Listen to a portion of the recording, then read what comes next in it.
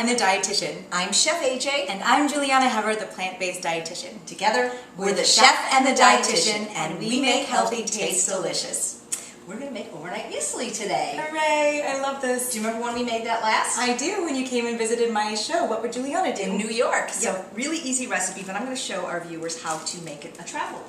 And that's what's so important, because people ask me all the time how to travel healthy, and we do it all the time. Right. And it's challenging to find healthy foods, especially in a lot of different areas in the country. When we were in Georgia, the breakfast was grits and sausage and... Everything had ham in it. So in my room, I had one of these, one for every day that I was there. And I had a banana. I wasn't so forward thinking yet.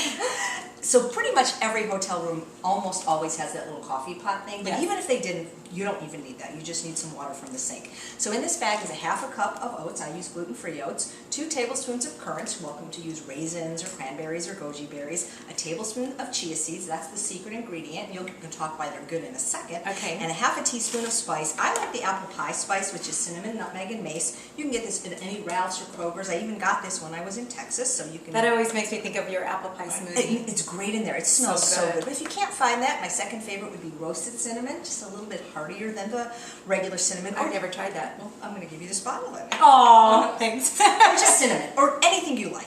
So it's all together, all the dry ingredients, really easy to take in your suitcase. And of course, if you're not traveling, you could just stick this in a bowl if you're just home. Of course, yes, of course. So here, I'm going to pour it in the bowl, and what I do is, this is my nice grater, but I travel with a 99-cent grater so that I can do this in my room and then grate the apple over the top, which I'm going to ask you to do as soon as I put my liquids in. This is 4 ounces of liquids. I have 2 ounces of apple juice and 2 ounces of unsweetened almond milk, but water works fine. Okay. So when you're traveling, you can either buy the little cartons of non-dairy milk or just use water. So you're going to grate the apple over the top.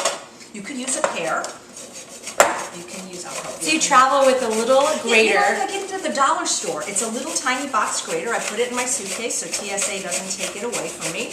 And they don't ask what you're doing with that little thing? Well, they sometimes ask why there's all these knives in my suitcase. And then they let you on anyway? Well, the knives have to go in the suitcase, but I explain that I'm a chef and it works out fine. They really? No, You got your chef coat? Well, when I used to travel with a pressure cooker, that was hilarious. Well, you have to be careful with this. Sometimes you want to use a glove. You don't have to go all the way down.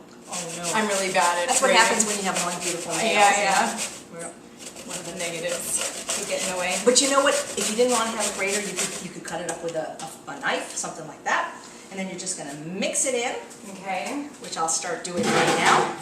And now you could eat this right now. But see, what's going to happen is the chia seeds are going to act like a binder. You know, chia seeds, when they hit liquid, they just swell up. Yep. And then right now, it's a little bit liquidy, and it's fine. You could eat raw oats right now, but what we do, and when we travel, is we make this the night before, and then if we have a refrigerator, we put it on our refrigerator. If you don't, is it okay? It's okay on the counter, unless it's really? Yeah, it really is. Even hot Georgia? Well, hot Georgia might be the exception, but I think it would be fine. So this half a cup of oats just turned into 2 cups of delicious, high-fiber food. So I usually use a glass jar like this with a lid, and then I just put it in my refrigerator. So when I'm gone for a week, I make about 7 of these for my husband. Every day he takes it out. Good wife. Thank you. It's good cold, it's good room temperature, it's good heated up. You can add more fruit to it, but you can't see it right now. But what's going to happen is overnight, that's our pressure cooker. Never leave home without that either. Right. Thank you. Wants to make sure you know it's ready. Okay.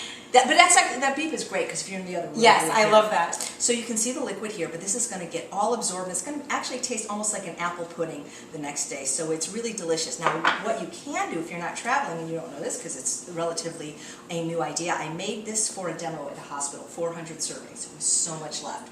I couldn't eat that much. So what I did is I baked it into little cookies. Ooh. 350 degrees for about 30 minutes with a little ice cream scoop. So instead of having this for breakfast, you could have 7 or 8 cookies. But my favorite way to eat it, Juliana, is dehydrated. You take this mixture. Oh, you're kidding! Right, you take it on a non-stick sheet, like a silk pad or parchment paper, in your dehydrator for about 12 hours, flip it, and then look what happens. You get this crunchy, you gotta taste this. This is my favorite little snack. This has virtually no fat. You know, most granolas have a lot of sweeteners and oil. This has no sweeteners, this has no oil. This is fantastic. And it's totally sweet and has an amazing texture. This is the best thing you could do with it. So you can get a dehydrator for less than $50 at in stores these days. So I really recommend you try it this way. That's really good. Tell everybody why chia seeds are so great, because they're not new, because we know them from Chia Pets, but they're new to us. Oh, by the way, I forgot the vanilla. It's optional. When I travel, I don't bring the vanilla, but if I'm doing it at home, I put a capful. I could see you now traveling with vanilla too. Alcohol-free vanilla, yep. So the chia seeds are excellent because they're wonderful sources of omega-3 fatty acids.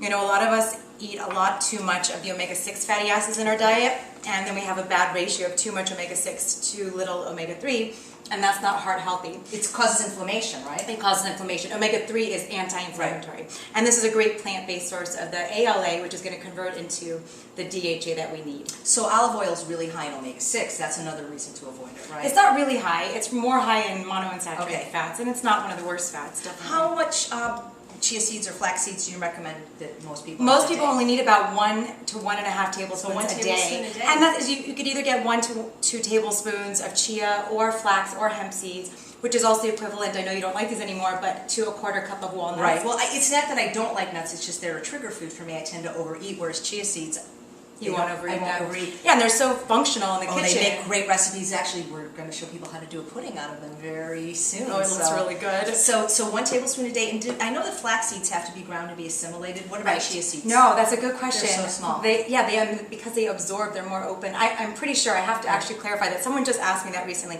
I'm pretty sure they're absorbed as is. Any difference between the black and the white?